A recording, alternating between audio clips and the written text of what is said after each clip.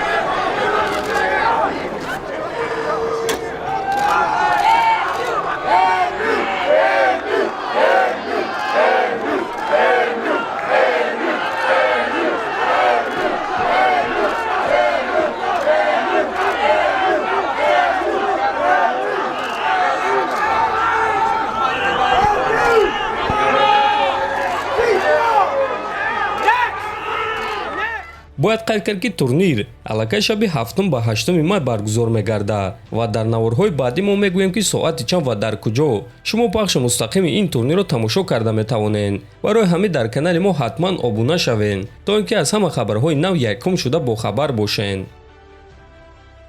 якум рақами рейтинги вазни 61 кг Мераб Двалишвили гуфт ки бо кадом сабаб муҳориба зидди Умар Нурмагомедовро қабул накард. намояндагони UFC ба ман расман муҳориба бо Умар Нурмагомедовро пешниҳод карданд, аммо ҳамон вақт ман осеб доштум ва ҳатто ҳозир ман 100% худро барқарор кардагӣ нестум. ман ба муҳориба зидди Пётр Ян бо осеби даст баромада будум ва барои муҳориба зидди Умар рӯзи 13 май розӣ шудан барои ман ягон маъно надошт. ман вақт надоштам ки пурра дасти осебдидаи худро барқарор кунам, чунки ман ба Стерлинг барои муҳориба зидди Сехудо кӯмак кардам. ба ғайр аз ин ман Умар Нурмагомедовро эҳтиром мекунам, аммо ӯ 11 рақами рейтинг аст ва ӯ дар UFC ҳамагӣ 4 муҳориба гузаронидааст. ман бошам дар UFC 11 муҳориба гузаронидаам. Умар ҷангвари хуб аст, аммо ман фикр мекунам ки бояд ки боз якчанд ғалабаи дигар ба даст биёрад то ин ки сазовори муҳориба бо якум рақами рейтинг шавад бо ҷангваре ки 9 ғалабаи пайдарҳам дорад, гуфтааст Мераб. хотиррасон мекунем ки ташкилоти UFC расман ба Мераб Двалишвили шартнома барои муҳориба бо Умар Нурмагомедов равон карданд, аммо Мераб ин муҳорибаро қабул накард. лекин бояд қайд кард ки пеш аз ин ӯ дар саҳифаҳои иҷтимоӣ розигии худро барои чунин муҳориба дода буд. чемпиони вазни сабуки UFC Ислам Махачев дар дирӯза интервюи худ оиди муҳорибаи навбатиаш ва оиди бозгашти Ҳабиб Нурмагомедов фикрҳои худро баён кард. ман ҳоло ягон гуна шартномаи имзошуда барои муҳориба надорам, аммо ба ман гуфтанд ки рӯзи 21 октябр дар Абу-Даби турнир баргузор мегардад ва бо эҳтимоли калон ман дар ҳамон турнир баромад мекунам. оиди Ҳабиб боша, ӯ аниқ карьераи худро барқарор намекунад. ӯ аллакай карьераи худро ба анҷом расонд. шояд ки ӯ ҳамчун мураббӣ карьераи худро барқарор кунад. шояд. аммо худаш аниқ баромад намекунад, гуфтааст Махачев. Насчет Хаиба, да, он точно не будет возобновлять карьеру, он уже завершил. Может, вернется к тренерской деятельности, может быть, но сам выступать точно не будет. хотиррасон мекунем ки Ҳабиб Нурмагомедов чанд муддат пеш расман эълон кард ки пурра аз ММА меравад ва ҳатто ҳамчун мураббӣ дигар кору фаъолият намекунад. аммо чӣ гуна ки аз суханҳои Махачев фаҳмида мешавад, эҳтимол аст ки Ҳабиб ҳамчун мураббӣ метавонад ки баргардад. даҳум рақами рейтинги вазни ним сабуки UFC ҷангвари бебохти Ингуш Мавсар Евлоев боварӣ дорад ки дар вазни ним сабук ӯ ягона ҷангваре ҳаст ки чемпион Александр Волконовскиро манъ карда метавонад. танҳо як шахс метавонад ки Александр Волконовскиро шикаст диҳад ва ҳамон шахс дар назди шумо истодааст. илтимос ин муҳорибаро ба ман диҳен, шояд ки дар соли оянда ман чизро ба шумо нишон медиҳам. ман дар ҳама малакаҳо бартарӣ дорам, ҳам дар гӯштин ва ҳам дар зарбазанӣ, гуфтааст Евлоев.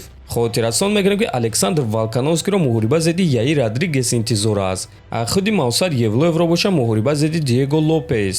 дар ҳамин ҷо дӯстон навори мо ба анҷом мерасад. ҳатман дар канали мо обуна шавед, фикр ақидаҳотонро нависен. то боздид хонободу сарбаланд бошед.